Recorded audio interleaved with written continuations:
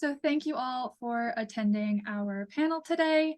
Just as a reminder, for today's event, we will be hearing from our lovely panel of speakers on how they're engaging with visual sociology and visual sociological research. And as another reminder, there will also be an open Q&A period after our speakers get a chance to talk. So first, our land acknowledgement. While we meet here on a virtual platform, we do need to take a moment to recognize the importance of the land on which we are located. We acknowledge the territories to reaffirm our commitment and responsibility in building positive relationships between nations and in developing a deep understanding of Indigenous people and their culture. From coast to coast to coast, we acknowledge the ancestral and unceded territory of all Inuit, First Nation, and Métis people. Since I'm coming to you from the city of Calgary, the following land acknowledgement will be for that area in particular. I'd like to take this opportunity to acknowledge the traditional territories of the people of the Treaty 7 region in southern Alberta, which includes the Blackfoot Confederacy, comprising of the Siksika, Piikani, and Kainai First Nations, as well as the Tsuut'ina First Nations and the Stoney Nakoda, including the Chiniki, Bearspaw, and Goodstoney First Nations. The city of Calgary is also home to the Métis Nation of Alberta Region 3. And we invite everyone here to learn more about the territories on which you reside, and you can do so by going to the website native-land.ca. So first, who am I? My name is Jay. I use they, them, and Z0 pronouns, and I am a third-year PhD student at the University of Calgary in the Soci department. I'm also the chair of the Canadian Sociological Association Student Concerns Subcommittee, and I'm the communication exec. So anything you see on the social media, anything like that for the students comes from me, which is a lot. So for today's webinar, just a couple housekeeping. The Zoom generated closed captioning is available as live transcripts, which you can find at the bottom of your screen. We ask that you save your questions for the second half of the discussion, but you can enter those questions through the Q&A feature. Please note that if you enter into the Q&A feature, your name and the question will be visible to all attendees. And this is because you can upvote questions to the top of the list. So if someone has already asked a question that you would really like answered, you can upvote that. All of these features you can find by scrolling your cursor towards the bottom of your screen to find the toolbar. Now, to introduce our speakers, first is Dr. Annette Burfoot, she, her. Dr. Burfoot was educated in fine art, socio-technical systems, and science policy. At Queen's University, she teaches science studies, reproduction and genetics, feminism, social theories, and visual culture. Her current research includes a socio-technical study of early 20th century technologies in Italy and preparation of a book-length manuscript about women and reproductive technologies. Dr. Burfoot has also edited the Encyclopedia of Reproductive Technologies, Westview 1999, and the 4-volume series with Routledge Gender and Visual Culture from 2014. She's also co-edited with Susan Lord, Killing Women, the Visual Culture of Gender and Violence from 2006, and has published numerous articles and chapters on gender, science and technology, science fabulation, and the visual culture of science and technology. Our second panelist is Andy Holmes, he, him. Andy is a 4th-year PhD student in the Department of Sociology at the University of Toronto. He researches relations between queer communities and law enforcement, coming out experiences, and visual representations of crime in media. His research can be found in Theory and Society, Journal of Homosexuality, and the Journal of Canadian Studies. And finally, our last panelist is Dr. Rima Wilkes, she, her. Dr. Wilkes works in the Department of Sociology at the University of British Columbia.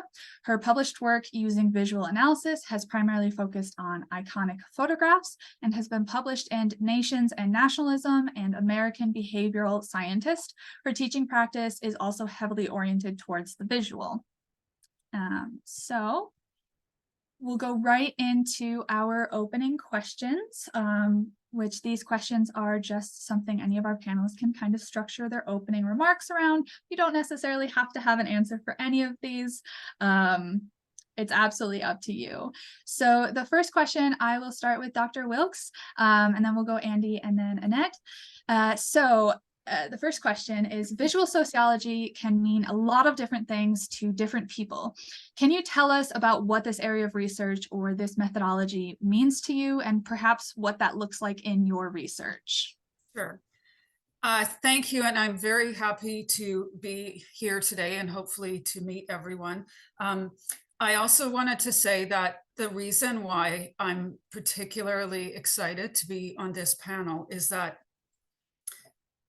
Andy was my student and took a class from me, and so we're connected in that way.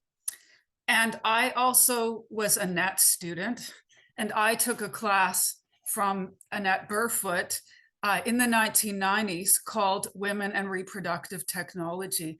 And it was an amazing class and spurred my interest in visual in part. And I also want to say, I remember you made us do an assignment where we had to document, do a reproductive journal. And I only got a B on it. And then I remember thinking, oh no, it's not exciting enough. So it was very inspirational and it was a wonderful class. So I'm super psyched to be on the same panel as you.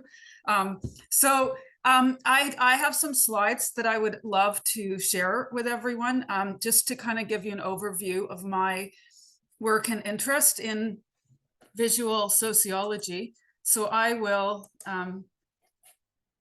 do that. So my interest in visual sociology is completely focused on pictures. So, you know, this is that cliche, a picture is worth 1,000 words, but I do really feel this way, that there's so much going on in one picture, and we tend to not really think about that.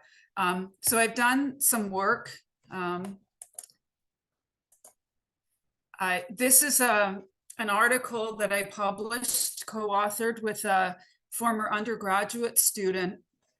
And it used this very iconic photograph called Face to Face, which many of you may have seen, as a starting point. And the reason I was so interested in this picture was I was doing research on Indigenous resistance using media articles, and this picture kept coming up. And I was very interested, partly in the way the articles were talking about the picture, and also the elements in the picture and why this particular photograph became so iconic. So I started to really kind of decompose the picture and looking at, you know, the two principal individuals in the photo and their height, their size, who had a weapon visible, what kind of narrations were suggested around this picture. So that was one area, and I published that paper there. I've done another paper focuses more on the quantitative, and here this is looking at multiple photos. And so here again, we start looking at elements of pictures, such as how is the viewer looking at the photo? So are they looking up, down, or straight at the subject of the photo? And we started thinking about how that denotes power or not, right? Or is the subject appear large, medium, small in the photo?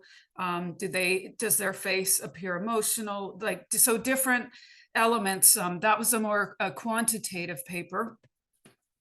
And then there's this other paper, representation of race and skin tone in medical textbook imagery, that came out more recently in 2018, co-authored with Patricia Louie, who is now an assistant professor herself. So you just see how it keeps continuing. So in that one, we used this Massey Martin skin color guide, and we looked at the portrayal of different bodies in medical textbooks to see if there was any patterning in terms of skin tone in particular. And the reason why, in particular, representation in medical textbooks is very important, and it's important more than simply just for representation, is that for certain diseases, the the symptoms actually present very differently. And so it actually really matters to have different types of imagery in the textbooks. I've also used a lot of visual, or do continue to use a lot of visual in my teaching. So this would be an example of some slides that I just showed my students. For example, this year, we were talking about Canada-US differences and the border. And these are just two pictures of the show Border Security or Border Wars. They're Canadian and American. And I just get the students to look at the images and kind of think about how they reflect different national narratives just based on what's presented in these particular images about how the nation state is represented. And I think I'm done answering that question now. So thank you very much. And I'll turn it over to you, Jay. Thank you for such a wonderful response. Andy, I'll go to you next. Do you need me to re-say the question? Yeah, that would be wonderful if you could repeat the question. All right. So the question is, visual sociology can mean a lot of different things to different people. Can you tell us about what this area of research or methodology means to you, and perhaps what it looks like in your work? Okay, thank you so much. Should I share my slides right now? Like a quick little 5-7 minute presentation. Okay, I also want to preface, thank you so much, Rima, for explaining kind of this this genealogy here. I had no idea that you were a student of Dr. Burfoot. And so thank you, Annette, for passing on this, because it seems generational now. So I have significantly less experience than Rima and Annette, as I am still a grad student, but I do have experience doing research on visual framing of victims in a serial killer case. And I want to thank Rima for inspiring this project, because when I took her undergrad course on Canadian society, we read an article by a scholar named Gillian Gilchrist on missing and murdered women, and it inspired me to do a case study when the Bruce McArthur serial killer case came out in Toronto. So I will share my slides on that right now and answer your question in doing so.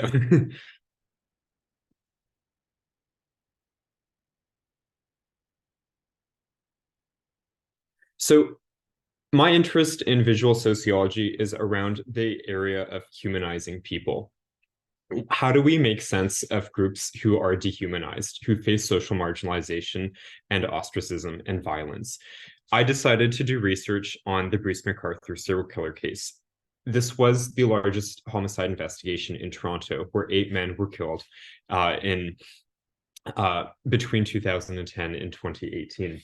Now, I wanted to do analysis of visual representations because when I was coding for how newspaper articles had framed victims, I felt that there was a big disconnect in terms of the dignity these men deserved. And in conversation with Rima, I'm quite critical of actually even using the word victim, as I think it strips people of agency.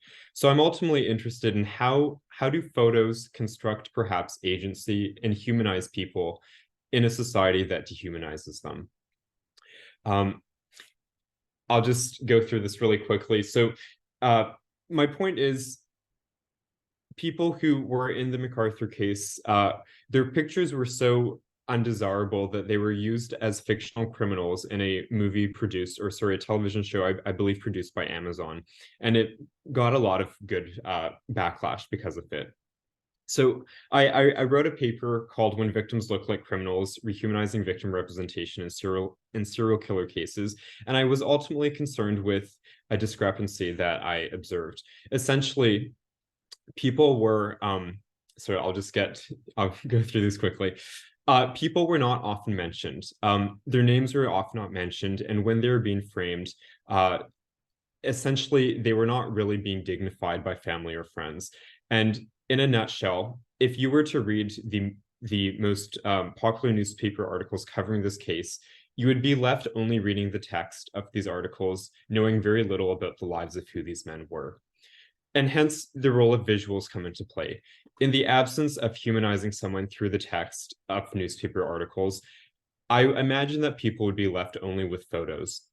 Now, the photos that were used for a lot of the men in these cases were cropped close-ups of their face. For instance, here we have at the bottom left Dean Lesuwick, whose mugshot photo was the most frequently used photo. And for most of the other men, they were quite close up. So for instance, with Salim Asin, it looks like a passport photo. And for Krishna Kanagaratnam, what also looks like perhaps a passport photo.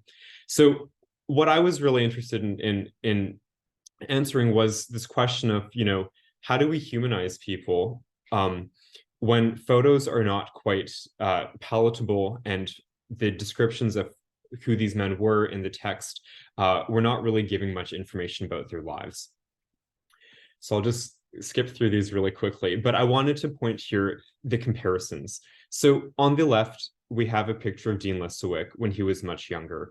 And I think this suggests him in a more palatable light in comparison to his mugshot photo. What are the implications when people saw this photo on the right rather than the one on the left? I think there's something to say about humanizing someone's memory when photos are used in a more dignifying way. Similarly, on the right here, we have Salim Asin, and this was his most used photo in newspaper framing of this case. I personally would ask, how many of you like your passport photo? I personally do not like my passport photo. And who am I to say, which photos are good? But I don't think it's a coincidence that his brother on the left has a different photo of his brother. And that's him smiling in what looks like a tourist attraction, or photos of him when he has a cat. And lastly, I wanted to show a picture of Sarush Mahmoodi, an image of him on the left with him fishing versus an image on the right. The image on the left depicts him in social interactions. He's doing a hobby. Perhaps any of you who enjoy fishing might relate to this photo more. So what I'm ultimately trying to say here is pictures can go a long way in humanizing groups that belong to marginalized communities. And we might think of this in relation to depictions of other cases involving discrepancies in terms of, victims of police violence and discrepancies between how perpetrators of violence are framed. But ultimately, to answer your question, Jay, I believe that photos can have a really big instrumental role in humanizing one's dignity in the absence of other people doing so. So thank you. Thank you, Andy. I love the fact that because this panel is about visual sociology, there's just so many pictures. Makes my little ADHD brain so happy. So now on to Dr. Burfoot. Do you need me to state the question? No, I'm fine. Thank you so much. All right, let me get those shared now. Thank you. You can go beyond the first one to the, thank you. Right. Next. Yeah. So very quickly, first of all, Rima, I was quickly going through my files to see if I could find your final grade in my class, but I don't go back to the 1990s on my directory that I've got on this computer. I'm sorry that I disappointed you with the grade. I can't comment on that.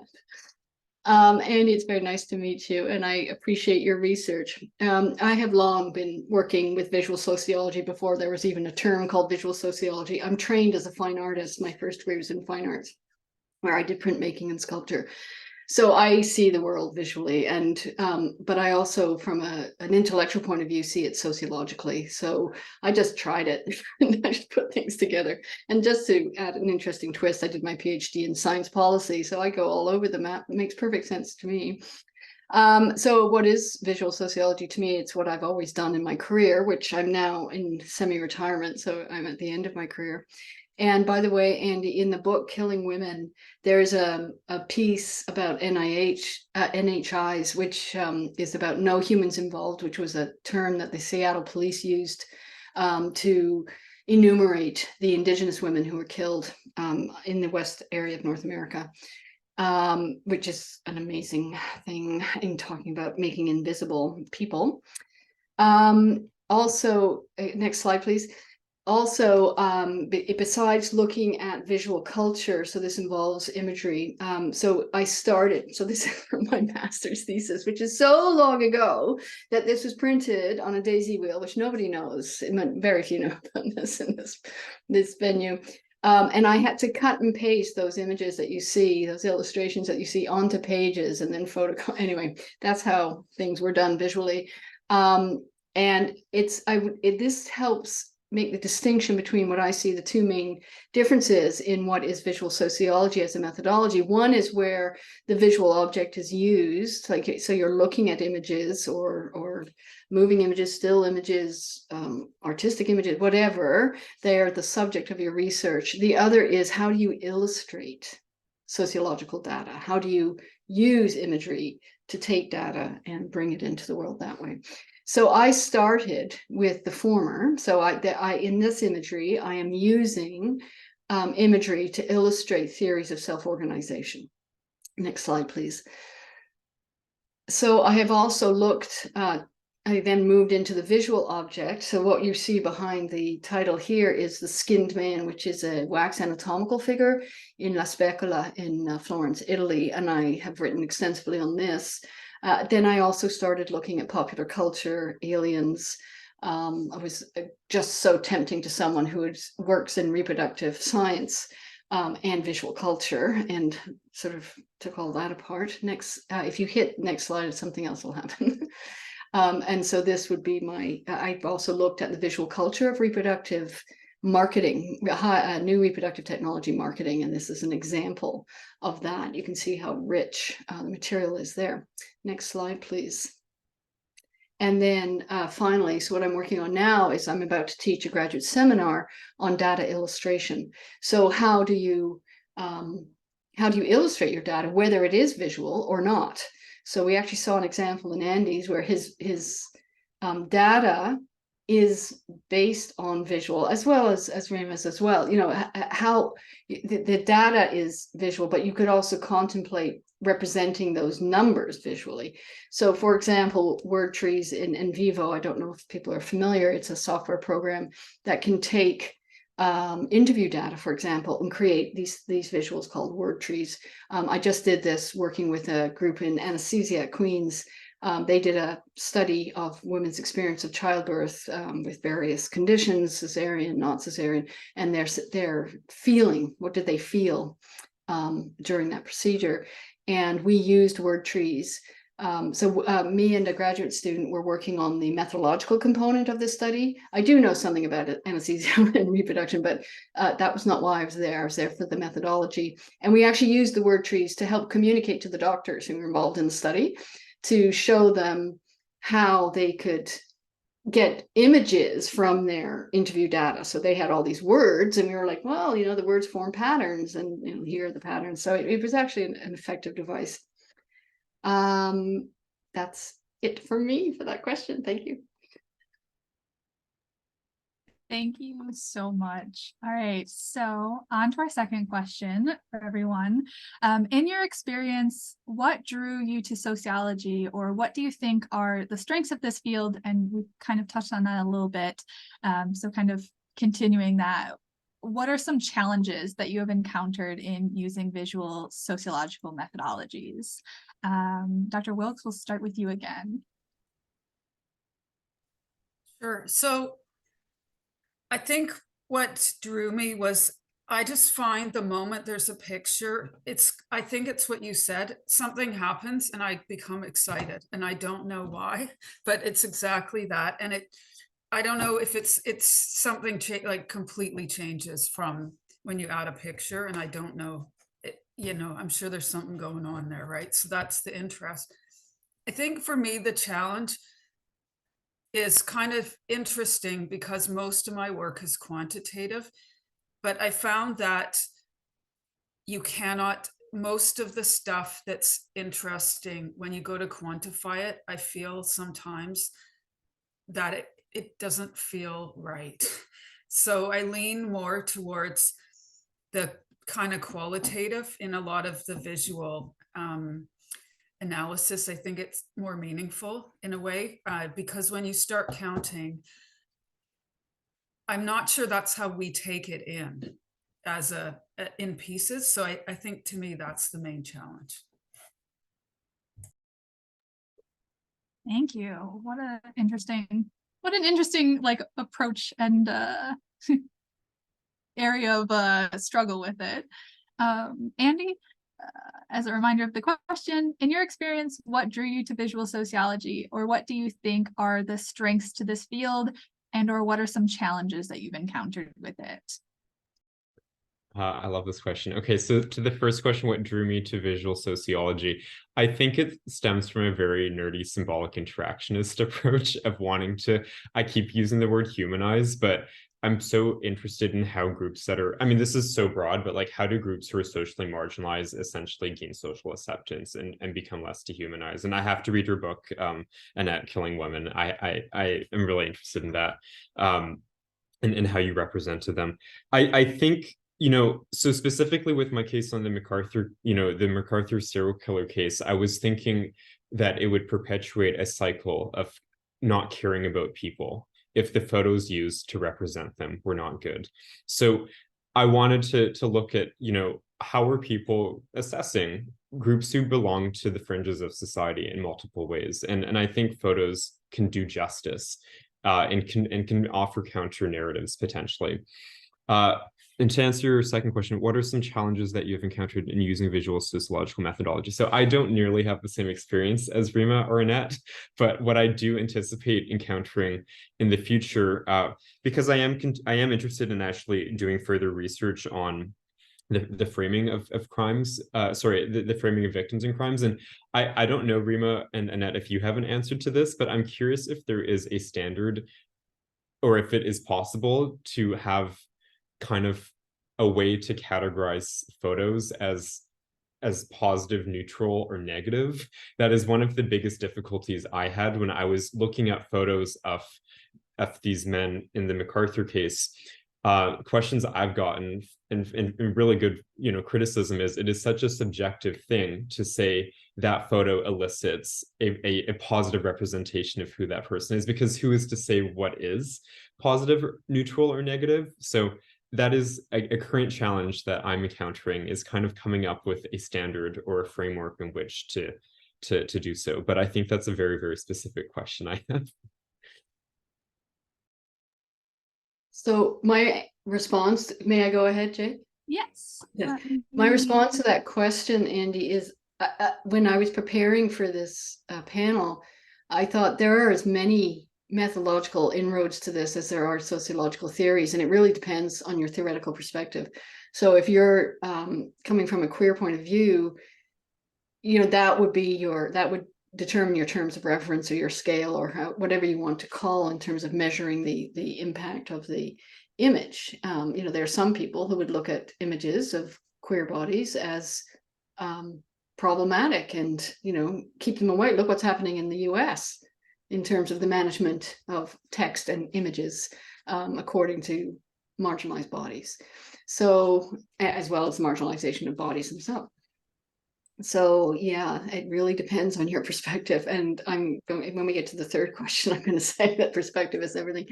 Before that, my experience with visual sociology, I've been doing it from the start, as Rima has pointed out. I started teaching in 1989 at Queen's, and so these are examples. So the picture you see of a dead body in the snow at the Battle of Wounded Knee, I had an acetate overhead. Now, you don't know this technology, so we were very limited in what we could do visually in the classroom. Not every classroom had, well, nobody had a projector, as you understand projectors. We had overhead projectors, which I had to have a long debate about with the city of Kingston recently, because I just managed a public meeting there, and they said, yes, we will provide an overhead projector. And I said, we don't need an overhead projector, we need a media projector. And they're like, yeah, there's an overhead projector. I said, no, an overhead projector is something else, which is basically a lamp and a magnifier, and it would project what was on the acetate onto a screen.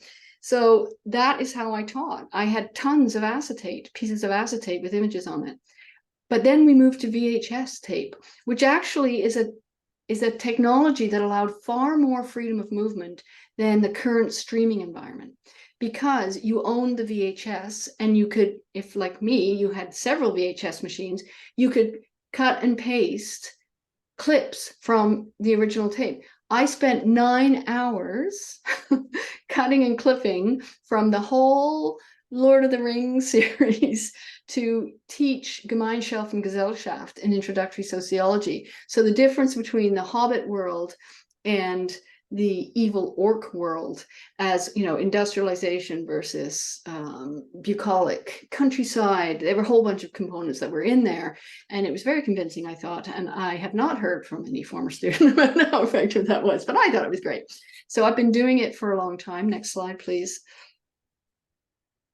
And this is where I'm at now. So in creating this graduate seminar on visualization of data, we're using Tableau. Tableau is a software program that we have at Queen's, and it's where we contain all the student information about what students are, who is enrolled in what courses, if there's any information on their sociological background, particularly around identification. So we have a database, and then Tableau has the ability to generate images such as the one you see on the screen. This is a ribbon diagram. It's really nothing different than a columnar diagram, but isn't that sexier than just, you know, blocky columns? But I want to get into that, the sexiness of image and the problematics of choosing a pattern of way of visualizing your data. And as we get into the third question, I'm going to raise some of the issues there. Thank you.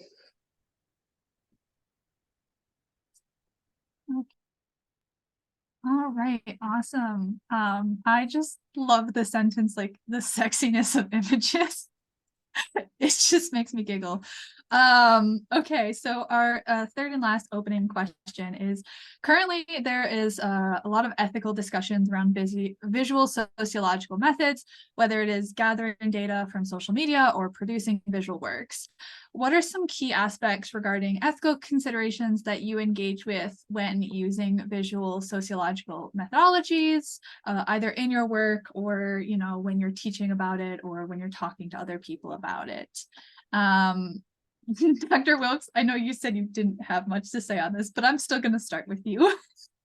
Okay, I'll just say one quick point. I think it's that there's a famous book, it's pretty old now, called Regarding the Pain of Others by Susan Sontag. And I think one of the key issues is, which I think there's ethical issues around the reproduction or use of photos in which other people are known to or being seen to be suffering. And so I think that's a key issue that needs to be taken into account. Yeah. Thank you. Andy, I know you've touched a little bit about this in some of your previous responses, but you know, what are some key aspects regarding ethical considerations that you engage with? Sure. I don't know if my answer will make much sense, but I can just speak on behalf of the project I did on the MacArthur case. I think a key ethical consideration I have and challenge is doing justice to someone's memory. So if I'm specifically doing work on photo representations of people who died and who are no longer alive, like what is the politics of memory in terms of using photos to dignify people? It could very well be that someone reads my paper and says, I don't like how you framed my family, or I don't like how you frame my friends. How dare you say that they had negative photos and that there was an absence of love in the newspapers, for instance. So I think especially nowadays where there's a lot of, you know, visual images out there on social media and apps, and there's a proliferation of data that can be used. I think there's there's a lot of important sensitivity that has to go into it. I feel like that answer is very generic, but I might have more to say later. That's fine. Generic is there for a reason. Like, I think that is a very relevant concern for a lot of people doing research. Dr. Burfoot, I will share the slides again. Can you back off one from the, yes, that's the one I wanted to start with. Thank you. So currently, this is what I'm working on, which is I've become very active municipally in my city of Kingston, and I am producing a book based on my experience with development or overdevelopment in the Kingston area. Really, it's about the procedures that were followed and some pretty horrendous things that went on. And I'm illustrating the book. So I have been taught to draw, but I've never illustrated before. So that is a challenge. But it also, one of the ethical concerns involved in that is how do you represent actual people in an active political situation? Many of these people are, serving on council or in the city, and et cetera, et cetera. So that is an interesting issue. Next slide, please. But more important, I think, there's a tension in visual sociology between who is invisible and who is shown. And for example, as I say, I'm particularly interested in data illustration right now. And the issues around that are, when do people matter in data? So actually, I remember when I was doing my PhD, that in Britain, where I was doing it at the time, they started counting what were called domestics. The police started counting domestic calls. These are violence against women calls, by and large. And the very act of counting them created enormous policy shifts. In fact, turning it into the rule of thumb, which is as long as a man beat his wife with a stick no greater than the size of his thumb, that was okay, to a crime. So counting is important. And in this image, I show W.B. Du Bois's data portraits. He was one of the first sociologists to illustrate, and that is one of his illustrations, which is an illustration of, I think it's home ownership by Black people in the Detroit area. He started counting Black populations, and he counted their economic successes.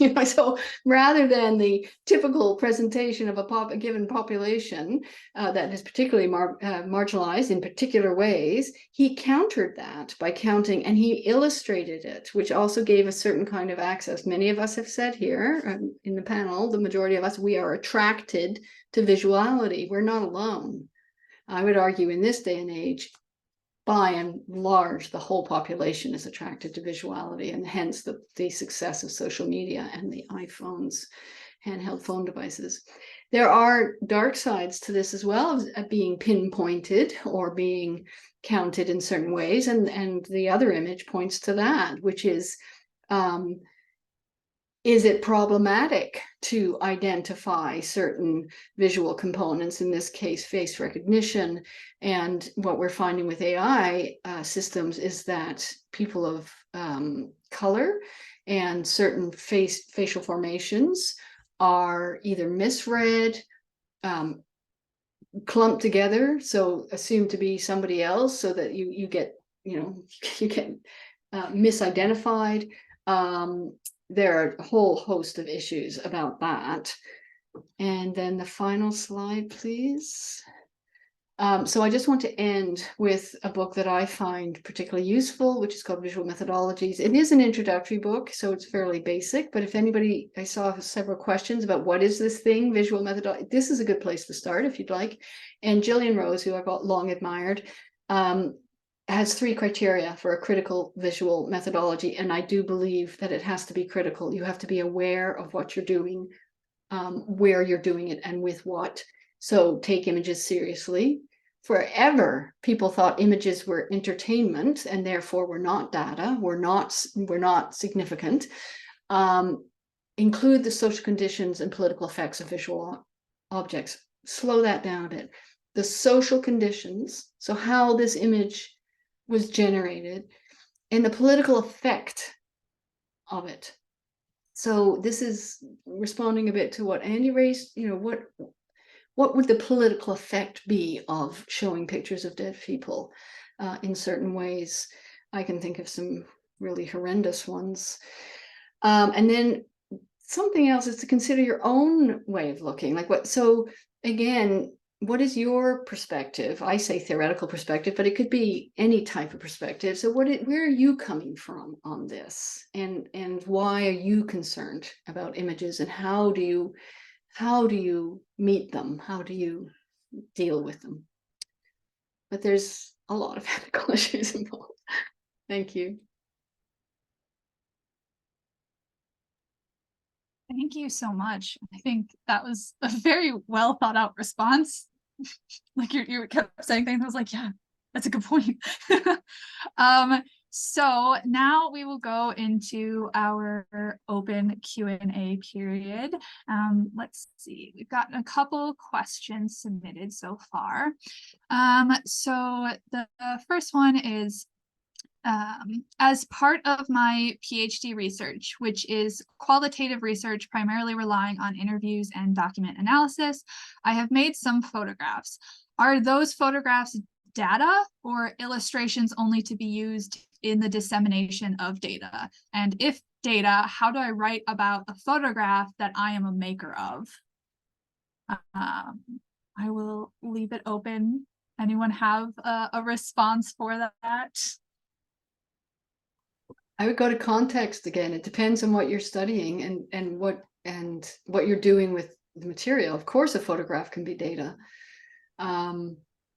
But are you using it? How are you using it? So are you using it to say, yes, this building was blown up. Look, see, the building was blown up. Or are you using it to say, look at how the photographer or look at how the image gathered, demonstrates the explosion.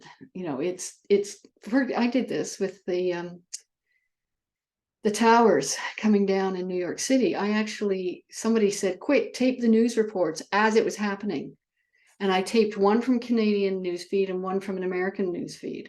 And then I used those to teach about the different way that Canadians showed the towers coming down than Americans. Americans was very tight and close and very panic-stricken. And the Canadian was from far away. It was from New Jersey. And it was very learned, and they had experts come in and say, well, this is why the building collapsed. That we think these are the perpetrators. We think this is why this happened. It was very sort of learned and calm, very different approach. So depends is my short answer.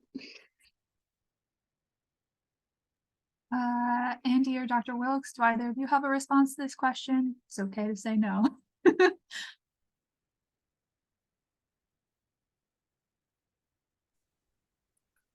I would just say, I think it's fantastic that you have this picture and you should use it. And I think when you're doing your PhD, you often think there's a right and a wrong. And I don't think it's going to be, it's not a right or wrong issue. You should use it the way that you, like the two alternatives you've presented. I think either one is going to work. So, and have more pictures. I'm sure it's great. And I like that you took them yourself. I think that's great. Yeah. Andy, do you have anything to add before we move on to the next question? I feel like I don't have the authority to add, but I'm curious what the photo is. You don't have to share it, whoever asked, but I am curious what it is, though. All right. Okay, so we have a couple questions I think get put in the chat. So one of the questions is, how do you convince readers and reviewers that visual methods work if it's used as the only method? The days of having to convince are over. Like there's lots of stuff out there that recognizes visual methods. So there are hosts of bibliographies which demonstrate this. I gave one example with Gillian Rose. If you think of your colleagues in film studies, they've been doing this for a very long time. All they do is look at images and talk about images. And one of the most quoted humanities pieces is on the female gaze. Most quoted of all the humanities. So it's out there. It's there.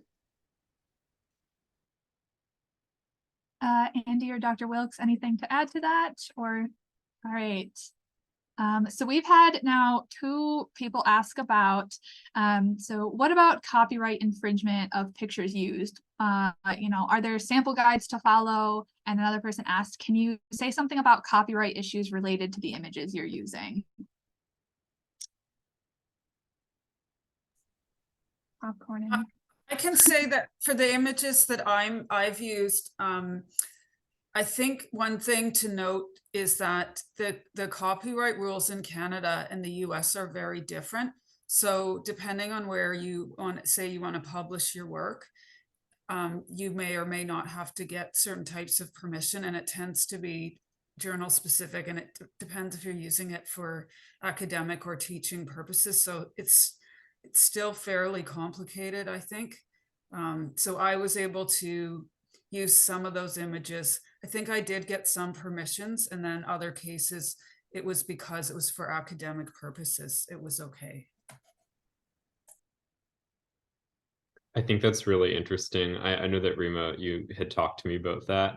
So the irony is, in my paper, I did not get licensing approval. I really wanted to use photos, but I've resorted to giving presentations in lieu of it because I feel like my article risks dehumanizing people now. I can just share that with my editors, we had many back and forth email correspondence about getting licensing permission, especially because these people were dead. You know, I can't ask them permission to use your photos, and the other option would have been to contact their family or friends, in which I felt like it would be unethical to do so, to reach out regarding, you know, such a sensitive case. Yeah, just to echo what Rima said, if Americans are more lenient around it, I feel also very wary to say that, given this is a CSA presentation, where I feel like we want to prioritize, you know, keeping things in a Canadian context here. But I just wanted to share that was my experience getting licensing issues in my research. So it was a learning lesson for me. Thank you, Andy. I think it's really useful, especially for other grad students, to kind of hear grad students' experiences, because we're all just kind of stumbling through this. Dr. Burfoot? Yeah, absolutely right. A lot of rules about it, and depending where you're publishing. You also need to be careful when you're taking photos of people. In certain conditions, you have to get their permission in order to publish the photo. I would suggest that you think about this, if you're researching this for your PhDs, that you think about this beforehand and have discussions with your supervisor about this. It may come up in your ethics review if that's what you're doing for your research as well. And certainly where you publish, there will be strictures about what you can include and whose permission do you need. Thank you. Yeah, that definitely circles back to one of the comments we got is, in this person's opinion, it's about having a supervisor who supports and gets this work. And so they can definitely help with navigating those. We have one other question. So regarding what Andy was talking about with identifying positive, negative, neutral images, visual sentiment analysis is a key task in contemporary AI. One could always code images this way yourself and then ask friends and colleagues, or crowdsource for like inter-rater reliability. Could one not? So is that something that anyone here has considered or like done anything with AI? I know it's a relatively new-ish area. I did have it in my notes. I didn't have an image about it, but so AI is the next big technology in visual sociology. So here I'm a person who was using acetate to try and get images in front of students. And here we are at AI. And like many people, I think it's a double-edged sword, and that it can be very useful in doing something like you're talking about, in running a very large scale search according to an AI generated term of reference around sentimentality and visuals. Keep in mind that AI takes what you put in it, right? So how you describe or define that sentimentality and how you associate it is going to run that algorithm. And what I've just written a piece about the visual culture of medical imaging. And one of the problems with medical imaging going into AI is that racialized discrimination is being embedded in AI algorithms. And they wanted to start running AI readings of mammograms as an initial screening process. But what they were finding was that the the prediction rate of breast cancer amongst women of color was far poorer than for white women. And of course, the finding is do not run the AI algorithms until you've figured this out, because this is going to kill people. So that's how I approach that. I'm not against it, but that's how I approach that kind of exponentializing technology, which now has entered the visual realm. It can certainly function well in that realm. Yeah, I definitely know that that echoes a lot of the conversations in tech spaces about how we perceive it to be unbiased, but it's very much so developed with human biases. So yeah, thank you for that. Andy or Dr. Wilkes, do you have anything to add? Yeah, the question about positive, negative, neutral, where it's not really that, I don't think it's, you can do it with AI or you can do it yourself. And so AI will like make it much faster. It's just that it will run into exactly the same problems, which is how do you decide if there are 3 people in a picture and one is positive and one is like who's the center of the photo, and then what about the other subjects? Like it just it's very messy in the end. That's the issue, right? I mean, I will add, I do know that other scholars have said what counts as a negative or positive or neutral depends on how much a photo is cropped, the expression of one's face, for instance, that these are, you know, somewhat subjective assessments. But I'm glad we're talking about AI. I am I wrote down, you know, what you said, Annette, about, you know, it being the next big thing for visual sociology. I think that's really fascinating, and I'm excited to see where it goes. And maybe there'll be another panel on AI visual sociology in the future. I'm definitely very fascinated with how technology is going to continue to change the fields that we all work in. So I actually, on top of that, going off that one, we've touched on this a little bit, but I actually had a question of, especially with Dr. Burfoot and Dr. Wilkes, so you both have been doing visual sociological research for a little bit. I was wondering if you've noticed or like what kind of changes there are in the field, looking at like digital versus non-digital data or data sources, or even between like online and offline digital sources. And that's kind of a big question. Well, obviously there's been a huge move to digitization. Just the whole world of the image is gone a great deal in that direction. Most of us get our images that way, in that format. You find some brave artists who are still working in the digital realm producing images, but they tend to be digitized. You know, that's how they get represented, and then they go into the ether. I think what's more interesting to visual sociologists is what we make of that. So what do we do with that? And it can be anything. It can be tracking tendencies, you know, such as, you know, what is the criminal face, or what is the face of the victim, and how are victims represented?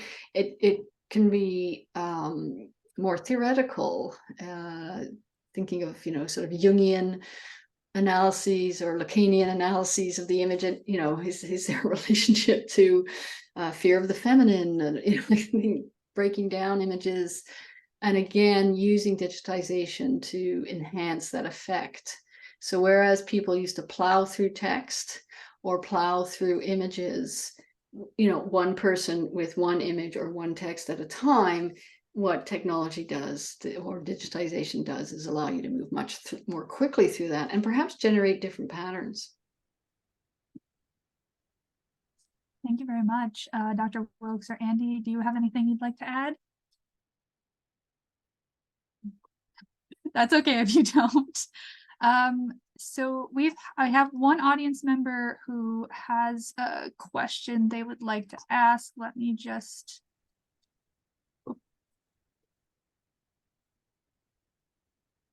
Wes, you are good to ask your question. Thank you, because I don't like writing. I couldn't do justice if I had to write my question. Rima, how are you? Hi, are we going to see a live shot of you, Wes? Well, I don't think they allow me to even show my face. Stuff is too much for me. I was just asking Sherry, why is it we can't see who is attending? Because I'm an interactive person. Anyway, great presentation. I just have some concerns about visualizing morbid academia. There's a way in which I am concerned that what I think we are doing here, and I'm not into visual sociology, but I've always been critical of images of Black bodies.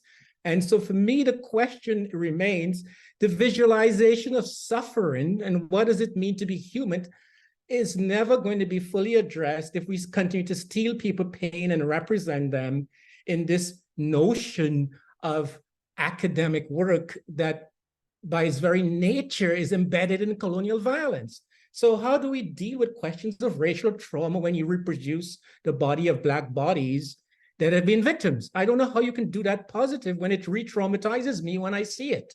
So the visualized agency and the whole question of what it means to be human, it seems to be missing from this in the attempt to romanticize this notion of humanness when in fact it's re-traumatizing.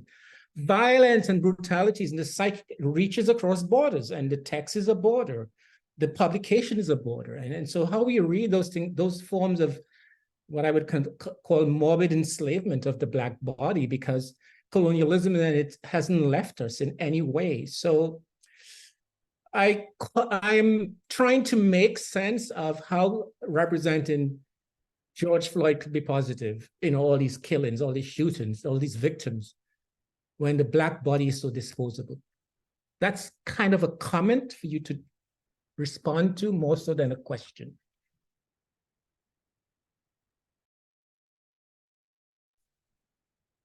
I can kind of respond. So I actually think what you're talking about is something that matters for all scholarship, which is that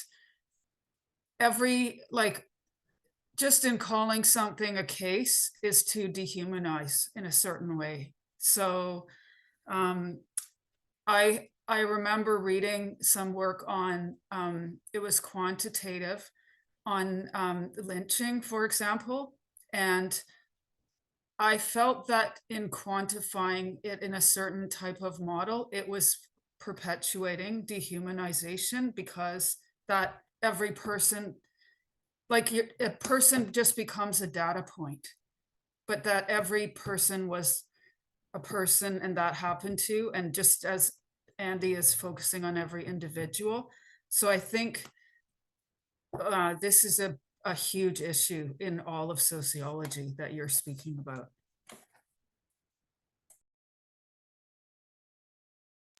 I can add, thank you so much for your question, Wes. I think you bring up at its core what my concern is with the research I did around representing people. I think I'm interested in exploring more.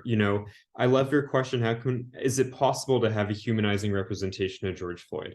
When I think of George Floyd, there's a very specific image that comes to mind that I think was shown quite often in the news. And I am deeply interested in the ways in which people relate to groups that they assess to be different than themselves.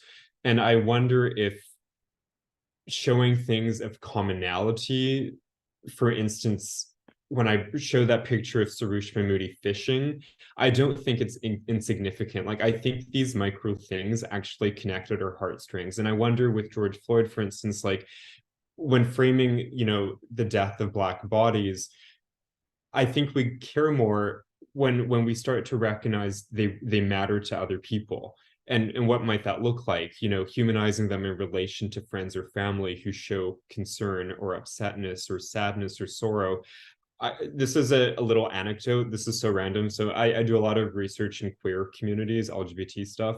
And I remember reading about, I believe it was Marsha P. Johnson, who was one of these, veterans of the Stonewall riots in 1969. And I remember reading something so random. It said she liked Pokemon. She had a Pikachu Pokemon plushie, and there was a picture of her with a Pokemon. And I love Pokemon. And just this really random example, I think, shows a commonality of things that we don't often associate with certain people. And I think for me, part of humanization is finding associations in ways that we don't typically predict or imagine would be there. So sorry, I love your question. Thank you. Dr. Burfoot? Yeah, we haven't met, Wes, but it's a pleasure to meet you online. Oh, how are you? You raise a very crucial question, and I agree with you that it is re-traumatizing, and we have to be very, very, very aware of that. And I don't mean this as a Pollyannish kind of response, but one of the things that struck me when I got this book by W.B. Du Bois's Data Portraits, I don't know if people can see this, these images, I think they're rather blurry, sorry, but I'll just give you the titles of them. One is Acres of Land Owned by Negroes in Georgia, and the other one is Land Owned by Negroes in Georgia, USA, 1870 to 1900. And what this is doing, what is this whole collection of data portraits is, its subtitle is Visualizing Black America. And it's positive, like it's not traumatic, like the images themselves are not traumatic. They're quite pretty, actually. They're all in colored pencil. And it's countering the narrative, right? This guy was publishing in the late 1800s. And it was countering the narrative. You know, Black people owned property. The property went up in value. The literacy rates went up. You know, like it and it measures it. You know, it's a sort of accurate measurement of it.